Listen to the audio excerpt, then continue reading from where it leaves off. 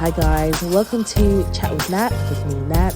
This week I'm joined by Brian, where we talk all things US election. Let's dive right in. This has nothing to do with the Kamala's race. I think it's everything to do with gender. We saw it with Hillary Clinton at the time. She probably was the most qualified for that job. Trump wasn't because Trump was not a politician at all. So I just think America in general are not ready for a female president. Okay, so transparent moment. I missed this. I am genuinely shocked, right? I've been crashing out online on social media, and every other reply to my post is, "Oh, what? Why didn't you see this coming?" And I'm genuinely like, "Well, no, I didn't because I mean, I guess the polls were kind of right. I mean, they did say that the race was closed, like in the battleground states, but they were sort of giving her +1, in some, and then we had the latest poll by N. Selzer, I believe, who had Iowa like +3. And it was all very confident, and the Democratic messaging was confident. Again, my algorithm was confident. I did, obviously hindsight is 2020, right? I did know that Donald Trump is popular, right? I have people in my life, who are not American, who are like, we love Donald Trump. I like on social media, like there was a lot of back and forth, particularly with a lot of African men who were, very much like, Trump. We love Trump, and some of us pushing back, like, oh, you guys, you don't know what you're talking about. I listen to podcasts. I listen to some problematic podcasts, and I do think there was a sense of, oh, we don't know about Kamala. Oh, this whole, there's an agenda for blackmail, feels pandering. The comment sections were vile. So I'm kind of like, why did I miss that? Because in my mind, right, Donald Trump is funny. I'll admit, right? He's funny. But at the same time, I think he has concepts of a plan, right? That's what he said. So in my mind, I'm able to hold those two realities and say he's funny, he has concepts of a plan, but just because he's funny, I don't think he should be like nowhere near, power. So yeah, I guess over to you in terms of like, how did I miss this? Like, was your algorithm telling you something different? Because I really think the algorithm, maybe I am a victim of the algorithm this time round. I think sometimes we tend to forget that we don't vote via social media. We tend to forget that we don't vote via the internet. There's a very sort of, when it comes to voting, people are very good at saying what needs to be said to people. But then when they go into that voting booth, they totally put something totally different. And there's a great example when you look at the British elections. One great example is Conservatives winning over and over again. Is that for the past 14 years before Labour came into power, was because of exactly the same thing. At one point, Jeremy Corbyn looked like he was winning an election. Everyone was fully convinced that Jeremy Corbyn is a guy that was going to win the election. But then things turned around very quickly. When you look at all the algorithms on Twitter, X, whatever you want to call it nowadays, conversations that were being had by people, one thing that was very prevalent was that Kamala has got this. All predictions going right through, the states. There was Kamala has got this. It's very tight, but Kamala will edge it a little bit, and this is where um, you start seeing the disparity between what's online and the actual events that do happen when it comes to the voting booth. The problem is all with online that we have is that there's a sense of slackness. That's what I decided to call it, a sense of slackness. walk with me on this one, in that we're very good at saying, "Oh, Kamala's got it, therefore there's no need for me to vote." That's what a lot of people do nowadays. Because if you look at the voting numbers right across the globe, when you start really trying to compare them and you look at them deeply, you realize that some of them, in some countries, they've been lower than the averages over the past 20, 30 years. They've been lower because we're consuming our media, but we're not actively doing anything against what we're consuming, if that makes sense. Um, you raised a very good point as well when it came to a lot of African men being very pro Donald Trump, and that's because he represents a certain level of traditionalness. Now we can argue all day whether that's right or wrong. That's another story altogether. But he represents this level of traditionalness, and traditionally the Republicans, Conservative Party here, have been very close to um, a lot of African governments over the past few years. I'll say not even few years, since independence. You look at even when you want to put it into deeper context, the relationship between ANC, ZANU-PF, and the Conservative Party is way stronger than they have with the Labour Party. When you start looking deeply as well, the ANC has got a stronger ties, ZANU-PF, Frelimo, you name them, they all have slightly stronger ties to the Republican Party than they do to the Democratic Party. And generally, because of that traditionalness that vibrates right across the spectrum. I mean, okay, let's dive deeper on that. Like, you said he represents a traditional mess. Is there something to be said about, I guess, I don't know, the economic empowerment of women, perhaps patriarchy not feeling like it's serving particularly men? I'm thinking of, just the rise of your Andrew Tates, the red pill community online. And let's throw in Elon Musk as well, right? In terms of just offering that platform, Joe Rogan. Like, I feel like there's a whole cocktail of these things that are like serving to sort of say, oh my God, patriarchy is on the down. Yeah, I mean, you're a guy. So maybe if we could really talk about the appeal, because I think that then speaks to, apparently Latino men, across the board voted for Trump in such a large way. In some states, he's doubled his black male vote. Yep.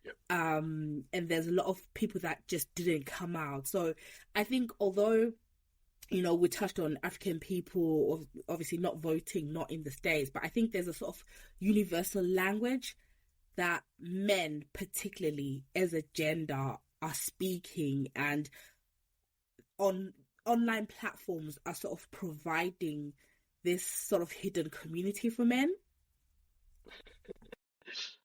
It's incredibly complex, as there are different moving parts to all of this. But um, Donald Trump, at the moment represents, like I say, that traditionalness, and as a result, a lot of people identify with the traditionalness. I think to some degree, everyone in society now, whatever issues might be, feel very sort of disillusioned with some parts of society. Um, what I'm trying to say is that individually, as individuals, male, female, there's parts of society that we don't feel very comfortable with in certain parts, right? Be it working 9 to 5, non-stop, whatever it is, there's parts that we just feel uncomfortable with. And it just so happens that Donald Trump is very good at representing those voices that feel disillusioned with society. A lot of females have also voted for Donald Trump rather than Kamala Harris for various reasons up and down the spectrum. And that's just to say, Donald Trump, he himself, is very good at pushing sort of the rhetoric that vibrates around people on an everyday sort of scale. Whether it's going to fix the problems or not, that's a whole different conversation altogether. But in terms of being able to say what people are feeling, what people want. Now, don't get me wrong, whether it's right, wrong, it's socially incorrect, or whatever you want to call it, that's fine. We can call it all of that. But what he's been very good at, he's been very good at speaking to those people and making them feel heard. And that is all what a lot of people have been looking for throughout this election in the States. So, yeah, this is why I even said he represents a traditionalness. Um, because the whole ness part is based on how you perceive it, how you feel, and how you see it. Um, so for somebody, as you said, could have looked at it and thought, wow, Patrick is dead. I love Patrick. Let me vote for this guy because he's speaking the right thing. Equally, somebody could have felt that the immigration aspect is an issue. America is for Americans only. Therefore, Donald Trump speaks to me in that level, so I'm going to vote for him. And that on its own is also a form of traditionalness to say America is for Americans. Again, you can dive deep into it and start thinking, what does Americanness look like? Who's America? Who's not America? That's a whole topic altogether. But how the social construct of America is at the moment is that America is for Americans. That's what they're fighting for. That's what they want. And however this transpires, how it comes about, the fact and the heart of the matter is that Donald Trump spoke to them and they heard that calling and they voted for him. Yeah, and I want us to talk about what it means for Africa and Africans, but I'll park that and let you sort of think about it before we come back. The point that you made, that he's able to speak to a feeling of frustration, I think it's in the same way as Nigel Farage, right? I think Nigel Farage's gift is he's sort of able to translate this sort of feeling, this underbelly feeling of just in a way that no one does.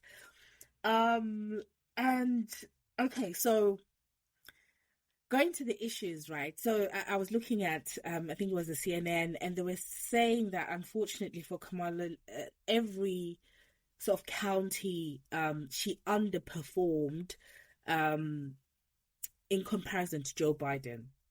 So in 2020, where people came out to vote, so in terms of the popular vote, and then in terms of the percentage points, she underperformed. And I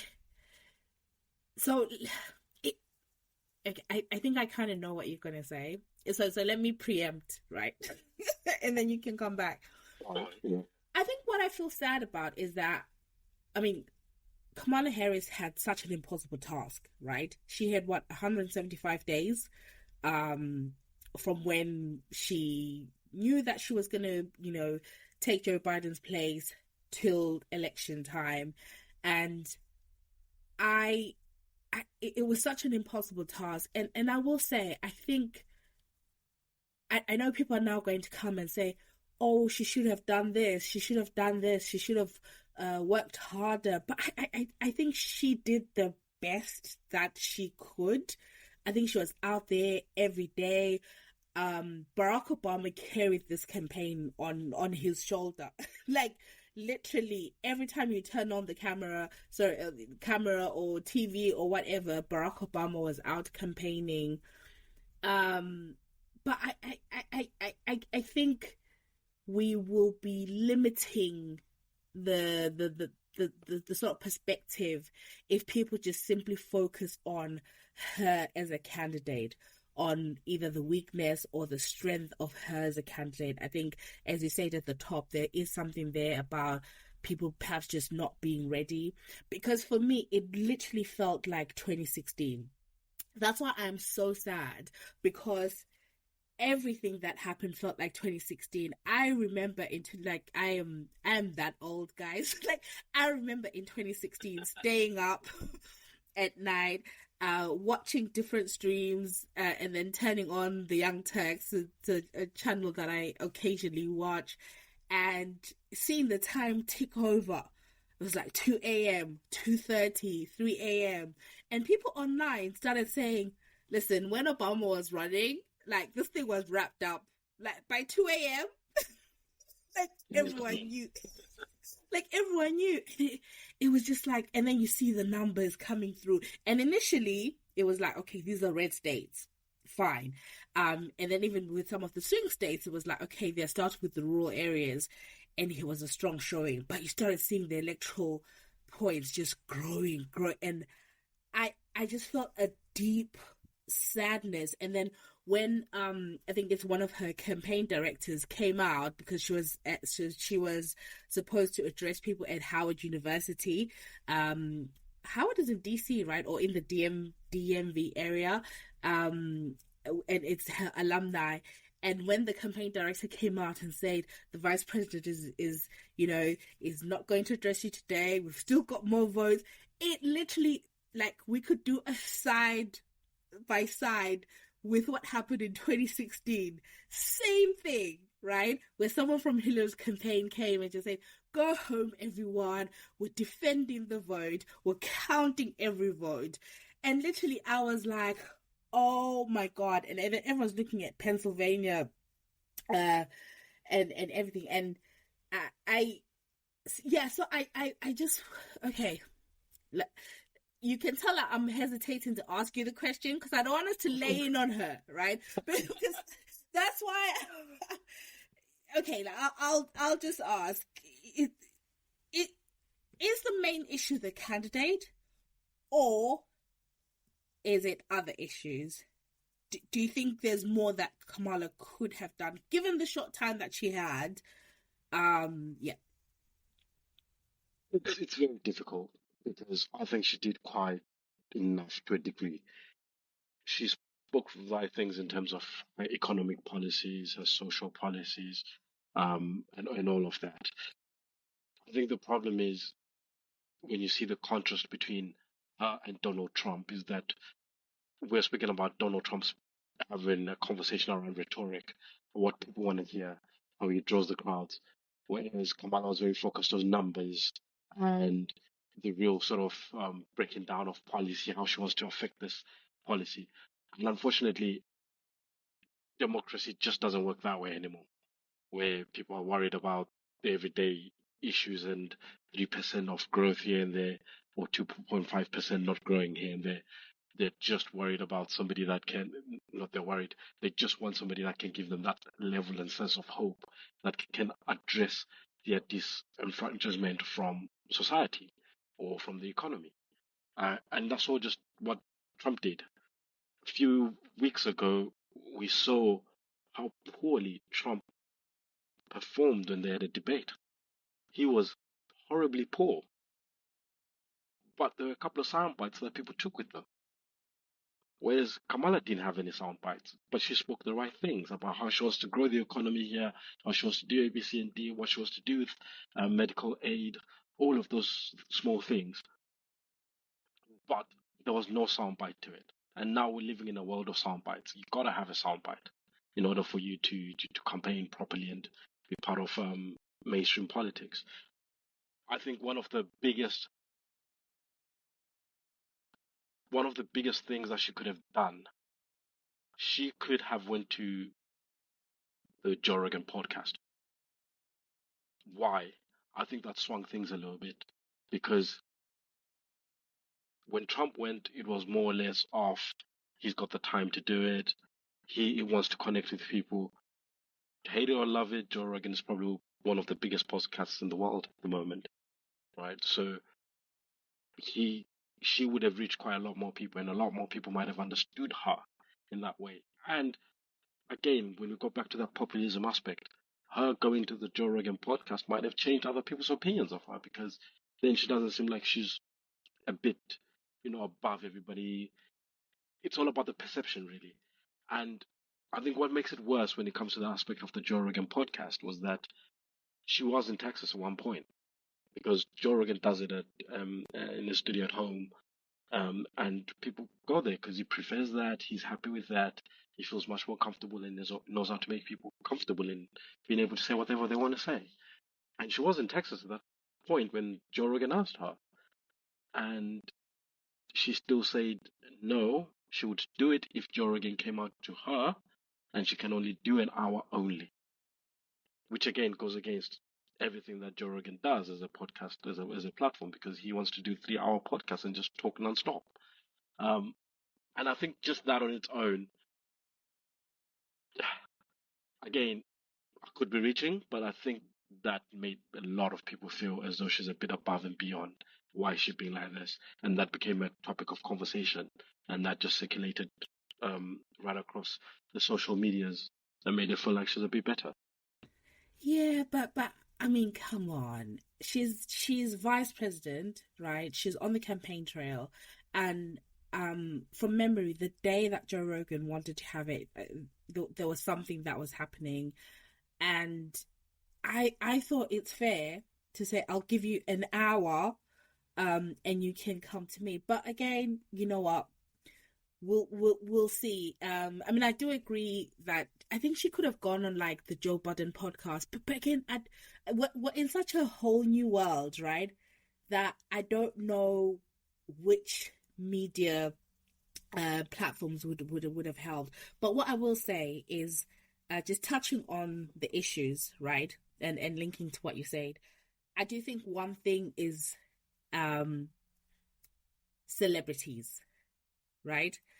I think we are in a time where there's just a decline in celebrity, right? I think people still appreciate celebrities, people still appreciate art, but there's a different relationship that people have with famous people, right? We no longer worship them, right? We're seeing, with Diddy and all these different things. And I think it was a disservice to her campaign to just have so many celebrities. Like just every single celebrities who I love. But then I'm like, yeah, that's not tracking. I mean, I love Beyonce, but when Trump was like, oh, Kamala's at a dance party with Beyonce. It was like, yeah. So I think celebrities is one issue. Another issue, just moving to the sort of chunkier pieces, I want to get your take. How much do you think her stance, which was a sort of neutral stance on Palestine, on what's happening in Gaza, impacted? How much do you think that kept some voters at home, and yeah, had some voters move away from it? I mean, we saw, like, I think in Michigan, Jill Stein, who's like a third party candidate, got, I think it was 33% of the vote in that particular county, which has a lot of Arab Americans. And I mean, I know people who literally like, I'm not voting because of the stance on Palestine. Do you think that's played a role? And just to sort of say, my understanding, Trump's stance on the Middle East was when they asked him, he said, "We're going to have peace. We're going to have so much peace. It's going to be good. We're going to have peace." Good peace. That's the extent of his Middle East policy. That's all he said. It's difficult. You're gonna get me cancelled here, but I'm just trying to find a way of diplomatically shaping the conversation. So it's very easy to fall into certain brackets when you have this conversation. But we've got to understand that traditionally the United States has always been a friend of Israel. Traditionally, that's not changing anytime soon as well. It takes me back to the 80s. I'm showing my age here, by the way. A lot of people that are within, those 4 decades of life might remember a film called The Delta Force by Chuck Norris. I used to watch that film a lot, but I never understood what it was all about till I got older. But it really affirms and shows the closeness and the allyship that USA has with Israel. And one thing that even previously, before the peace conversation that Donald Trump was talking about, he has almost affirmed that he is back in Israel. This is why, in one of his one of the first few people this morning congratulate him on his victory was Benjamin Netanyahu, because it is a positive for Israel. Now, how that shapes up, if we want to call it a conflict, how the conflict shapes up at the moment is very unclear as to will Donald Trump then managed, for all his faults, I think one thing he's been very good at with his foreign policy, he's been very good at um, slowing down conflicts that might arise. So now whether he's going to go back there with the same energy, slow that conflict in connotations, slow it down and find a suitable negotiation path, I don't know yet. But let's not miss the fact that he's very close to favoring the Israeli side of the argument more than anything else. So that's something for us to consider when we think about that conflict and how he's going to deal with that. And interestingly, how then does he deal with Iran? How does he deal with Jordan? How does he deal with Syria? Right? How does he deal with Yemen? Because those are all still part of this wider conflict, and they're still involved in the wider conflict that is going on in the Middle East. And then we even transport it to Russia and Ukraine. Now that's an interesting dynamic as well, because then what's the next step with that? What does that look like? Right? Last time we know that he had a bromance of sorts with Putin. They were not close, but they had a little bromance and managed to hash out a few things. So does he go in there as well and hash that out and stop or slow down the Ukraine conflict? What does it look like for Ukraine? Because obviously America has been sending a lot of aid to Ukraine. Does that aid stop? Does it reduce that aid? Does the aid going to Israel as well stop? Does it reduce? Now, when I say aid, you can open it up as much as you want. Sending weapons is a form of aid to a degree. Sending food is a form of aid to a degree, right? So it's just being able to understand, does he slow that down? Does he take it all away? Does he cut it off? It's very interesting what the next sort of 3 to 6 months would look like, because whether he likes it or not, the pressure is on now that within the next 3 to 6 months, people want to see a difference with those conflicts that are happening between Israel and Palestine, between Ukraine and Russia. And again, I'll put conflict in quotation marks because it's open to interpretation depending on where you are within the context of our argument. Yeah, I mean, I hear you.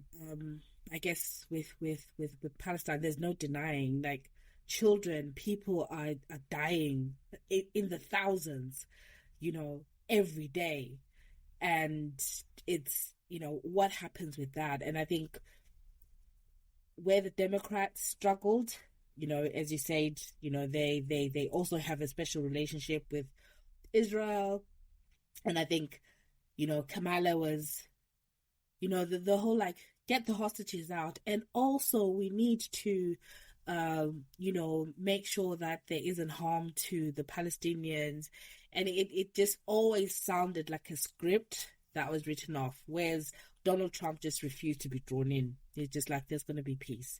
And I think it'll be interesting, like you said, you talked about Ukraine, Russia, Jordan, Lebanon, because I do think, for all his faults, Donald Trump is a non-interventionist. I don't think he wants to be the president that sends people's sons and daughters into any war.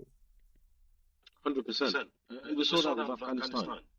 That he is the one that essentially tailored the withdrawal of US troops in Afghanistan.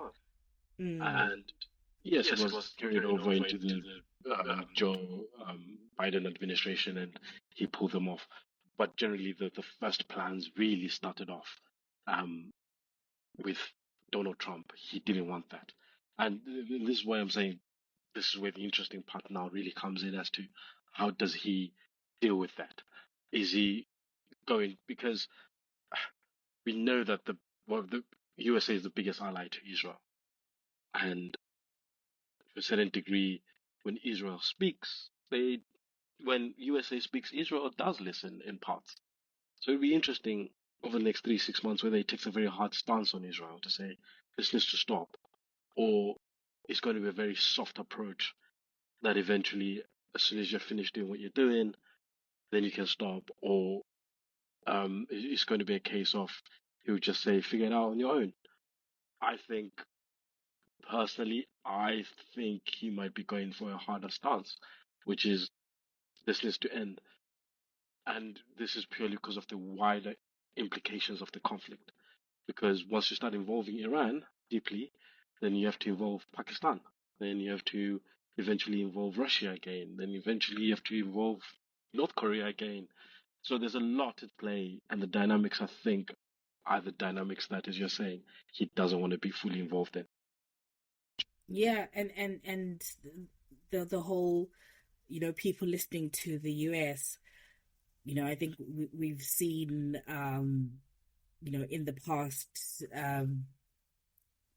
like particularly Netanyahu now, really showing disdain to like Obama, for example, right? Despite the millions sent, also to the Democrats, and him flying to go and see Trump. So Trump may literally say the same thing as whatever the Democrats may have been saying behind closed doors, and maybe get a result just because I think people realize that Trump is a little bit unhinged. So, so if he says something, it goes. But just moving on, another issue that I think I think will have to be looked at, right? And I suspect played a big role is just some of the cultural stuff, right? Some of the cultural issues, particularly around women in sports and transgender women in sports. One, young people transitioning as teenagers. I think that was a big issue, right? And it's an issue that is probably under this woke folder. I really hate how the right have made woke like such a sort of bad term, but kudos to them. They've done well in framing it that way. But I think because I saw an ad that he did, right? Where Donald Trump said, it was a simple ad which said, and again, I'm just saying this because we have to say it, right? I'm also bordering on the not being politically correct. But the ad said, Kamala Harris is for they, them. Donald Trump is for you. Full stop. On a loop. And I remember seeing that, and I remember thinking, this? For all the people who hate this pronouns world that we've got into, who feel very strongly about young people transitioning and all of that, I was like, this is such a perfectly pitched ad.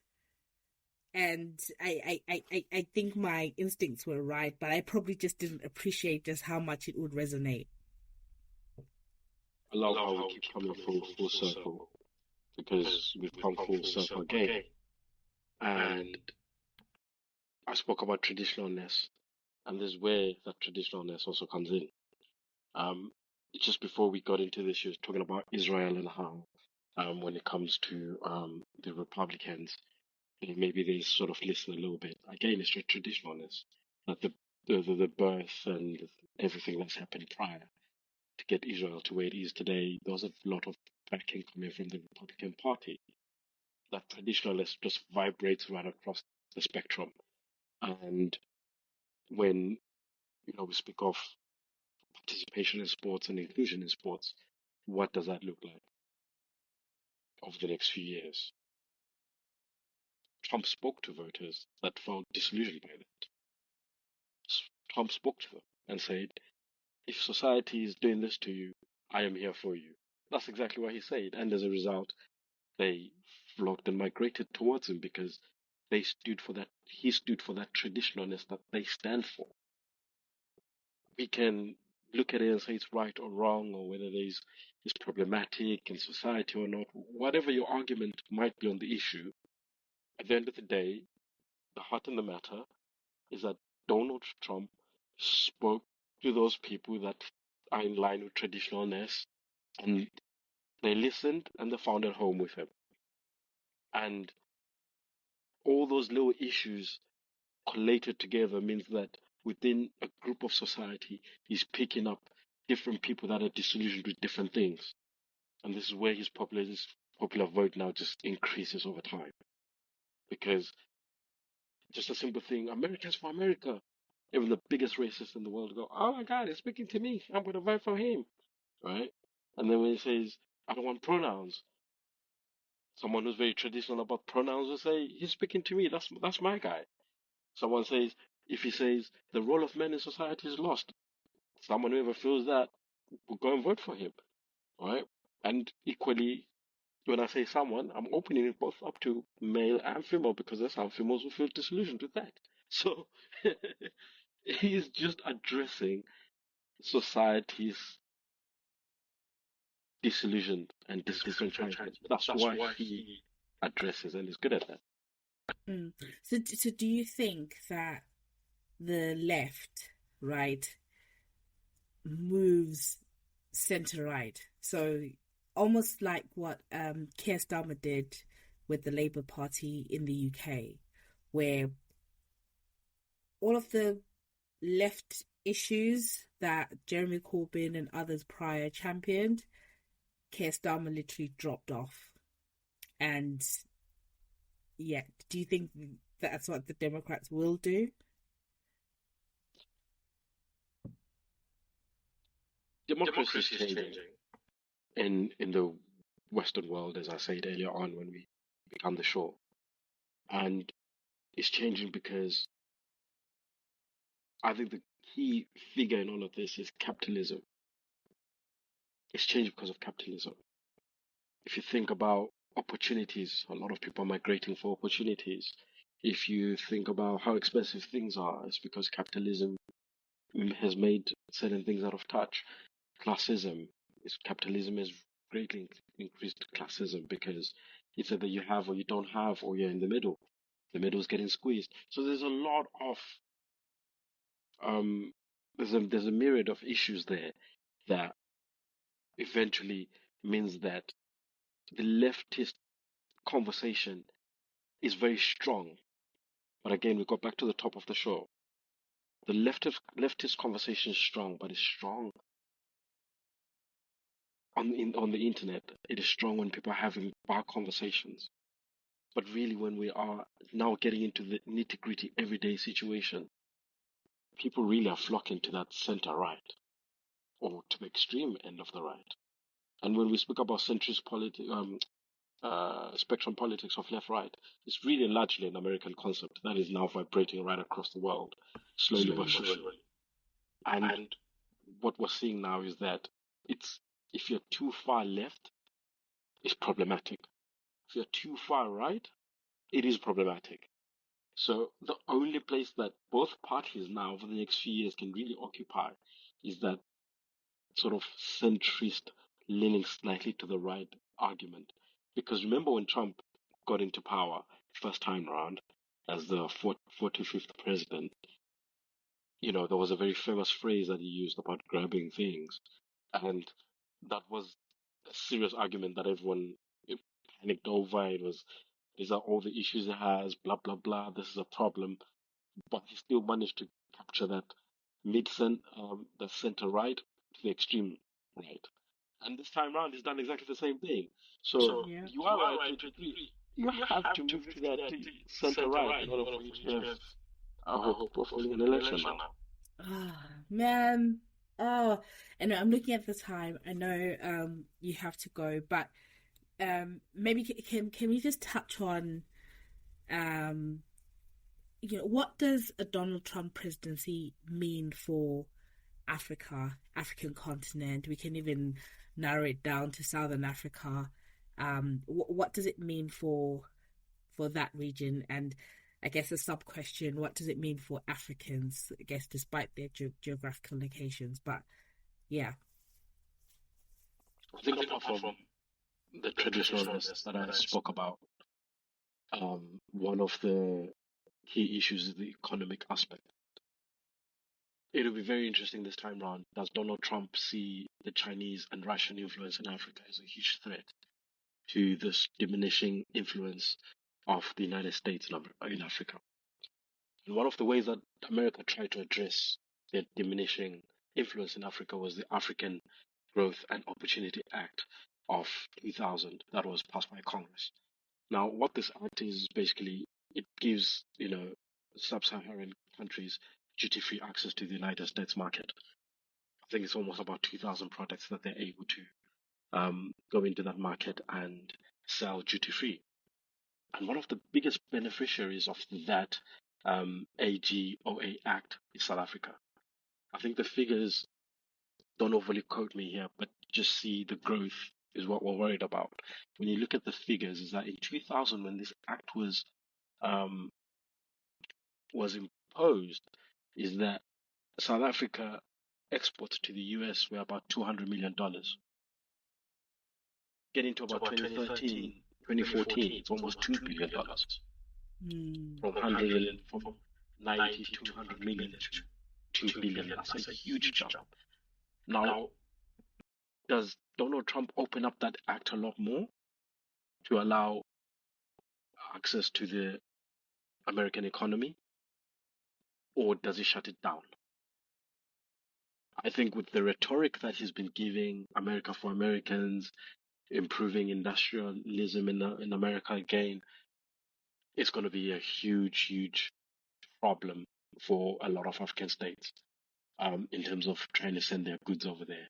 We saw that today, even the South African rand has performed very poorly. I think throughout the day, it's lost almost 2.3, 2.5% right across the board to the US dollar because they're frightened of losing out on the African Growth and Opportunity Act. So it's very interesting as to this time round, does he change his politics a lot more and try and side with the African countries, or does he shut it off and say, America's for Americans, we'll do our own here and grow our own bits here? I am leaning on the fact that this time round, I think he will try and have better improved relations with the African continent and grow the Growth and Opportunity Act because they are worried as Americans of the growth and influence that Russia and China are having on the continent, mainly China. Russia is a very silent act and there's a silent actor to it all, but they're very worried and they want to grow their influence and footprint again on the African continent because they're losing it big time. So yeah, I think this time round, his policies and any sort of economic planning might involve Africa in part. And when it comes to the general sort of African right across the board, I think migration to the US will be tougher. It's already tough enough as it is, but I think it's going to get tougher over the next few years because obviously, slowing down immigration. But equally, people still side with America and Donald Trump based on that traditionalness that we see right across. So it's very wishy-washy in a way, but I think, as a wrapping up point, that one thing that we've seen with Donald Trump is traditionalness that will vibrate right across the African economy, right across the African continent and socialism, the social aspect. And the other part that we're seeing is the economic aspect. What does that really look like now that Donald Trump is there? That's the interesting part. But I think now they're in a position where they are very worried about the growth and influence of China. And the third part really that we've got to look at is the shutting down of almost America, putting a fence and a wall up, the Donald Trump style, put a wall around America and say, no one comes in here. How do they do it? What does that look like? When you say no one, they're also talking about trade opportunities right across the globe. What does that look like? Where is that coming from? So it's very interesting times. that we find ourselves in. Because even last time in his presidency, we remember that he had issues with China sending stuff over to the States and not wanting to have very strong trade relations with China. Even with the UK, there was problems this last time round because the whole sort of duty-free access to the US market by UK companies was problematic. He didn't really want to open that up. Um, so it would be very interesting to see how he goes about all of this. But within the African perspective, I really think he will open up a lot more opportunities for the African economies. Mm, that's interesting. And I think if I'd add to that, I think for the African countries and African governments, they have to start thinking about how they can be more strategic in how they engage with the new US government. So I think the winners are the governments that are going to be able to engage effectively with the US, and to actually show, there's opportunity here, but in a way that doesn't sell off the real estate of their nation. But I don't know if there's many African governments that I'm confident in terms of just their engagement, without just wanting to line their own pockets. But I hope I'm proved wrong. Yeah, I think with African politics, we're now in a very interesting time because even the biggest, dictators in the world are now very worried because you can't work alone anymore. There was a time where you could ring fence your little country and just work within it and figure out everything's gonna be fine. But now it's very difficult, and some of this progress is done via having very strong ties. Sorry, there's some of this progress is because of the internet, because it gives people strong ties to other countries without even having to be there. And people are seeing the growth that's happening in other countries, and as a result, it makes it gives a lot of people a lot of question marks. And even just the way trade is going nowadays, trade is a lot more streamlined now. People can find gold elsewhere. People can find cocoa elsewhere. It's not because we can only find gold in X country. We'll try and work there, and then the dictator there takes that money and uses it for himself. Nowadays, you might even struggle to find a buyer because they can get it from elsewhere where they feel they're in line with more of their politics or whatever it is that they're in line with. So it's going to be an interesting time in how, again, does he call these guys up one by one and tell them fix your stuff so that we can have a better relation? Do these guys look at it and see it as an opportunity to fix themselves, or just default to being good old leaders that will whack you if you don't vote for them? Yeah, no, interesting times indeed.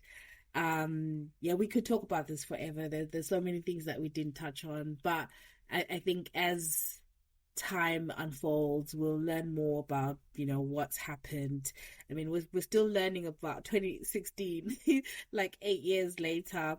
So no, I thank you so much. And at the top of the show, guys, I was so flabbergasted.